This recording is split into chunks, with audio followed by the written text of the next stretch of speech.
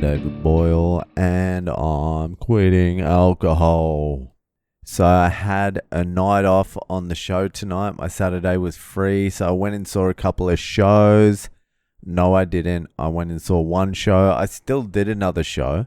I did a show called Alcohol is Good for You at 10 o'clock, and the audience were absolutely fucking hammered. Northbridge in Perth on a Saturday night is fucking hectic. I did the gig at a place called Universal Bar, which seems to be one of the trashiest joints I've ever seen in my entire life. Just absolute trash bags on the dance floor, just trying to get fingered, trying to get fucking blown, dancing to ABBA or whatever the fuck they're playing down there. I did the gig upstairs and the crowd weren't that much better. They were fucking hammered.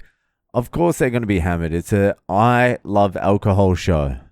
And I closed with the I have quit alcohol show.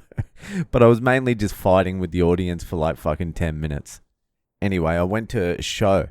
Fucking Aidan Jones.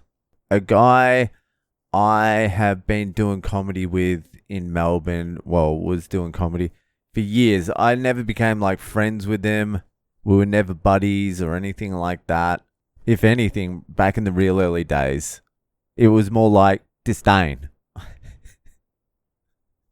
No, it wasn't even that.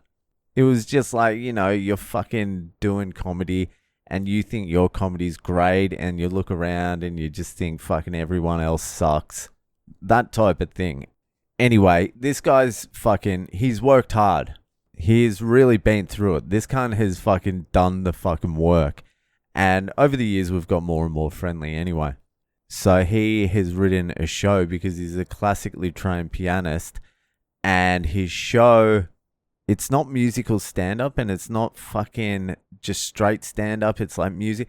I don't know. I went to it today because I've been seeing him put up clips and the clips look pretty good. And I went to his show today and it was just fucking great. It was phenomenal. It had everything. It was like poignant. It was funny. It was very funny, actually.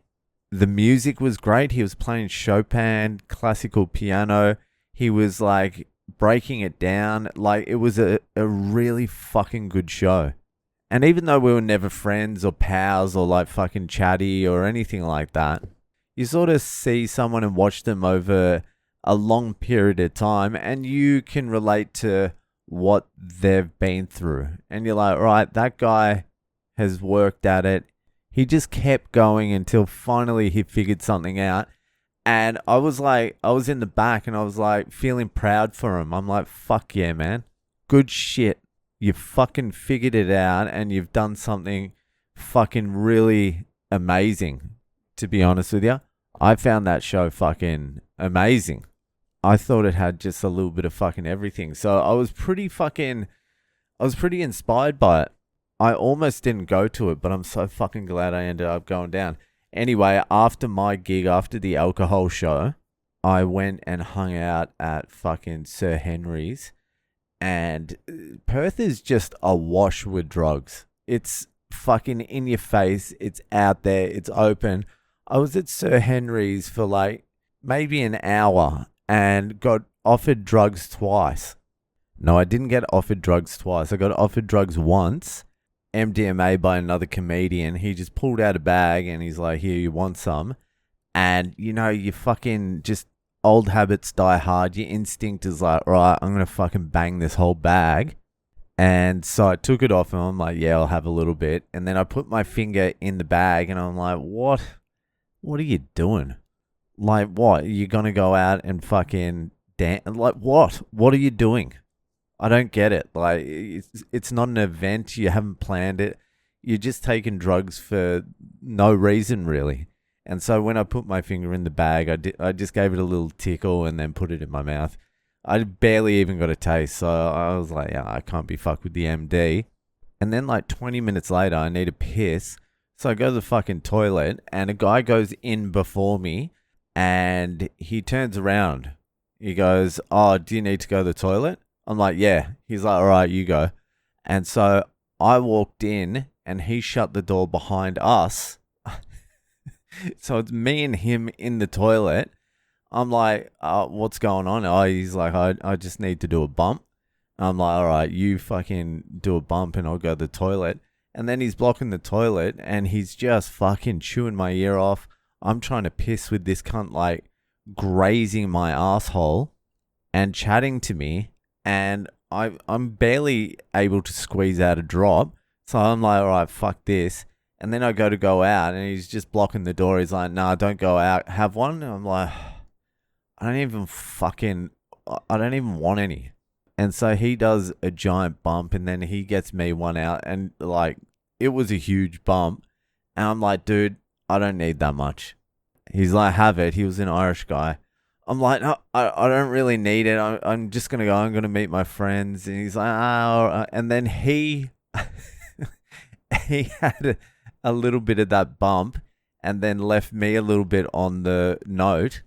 And so I had the little bit that was left over. So we shared a bump somehow. And that was shit. So I left and ended up just going to dinner, having a massive feed with fucking the deaf Jew. And fucking actually, I was walking with him today at the park.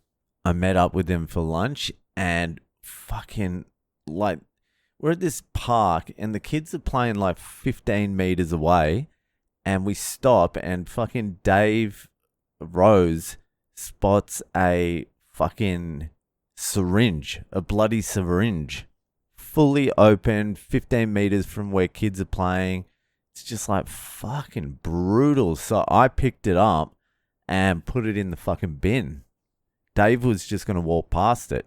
He was like, oh, look at that, and kept walking. I'm like, oh, that's fucked. Do you think we should pick it up? He's like, oh, yeah, we should probably pick it up. And then he's like, that's the difference between like someone with kids and someone without kids. I'm like, yeah, true. I probably wouldn't have picked it up if I hadn't had kids. Although it was very close to those kids. Anyway, fucking Perth has a drug problem and it's very obvious. It's actually pretty hectic. There's a big fucking fight in the venue as well in Universal Bar. When I walked out, there was 4 cop cars out the front. It was giving me flashbacks from when I got arrested. It's fucking chaos out there. Perth is a wild fucking joint. Anyway, that'll fucking do it for tonight. Enjoy the rest of your weekend and I'll see you the fuck later.